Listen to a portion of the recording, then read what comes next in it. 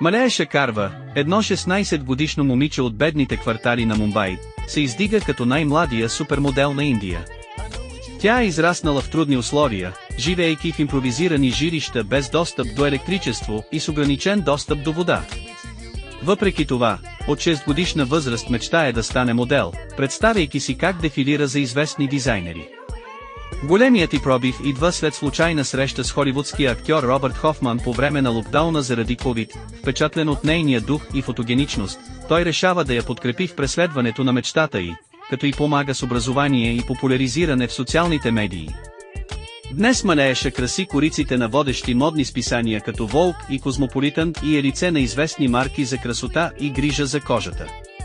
Тя споделя, че най-голямото й щастие е, че баща й вече не трябва да пропуска храненията си.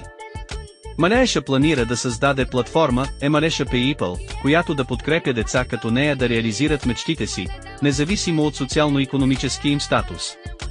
Историята на Малеша Карва е съвременна приказка за трансформация и надежда, показваща силата на вярата и подкрепата.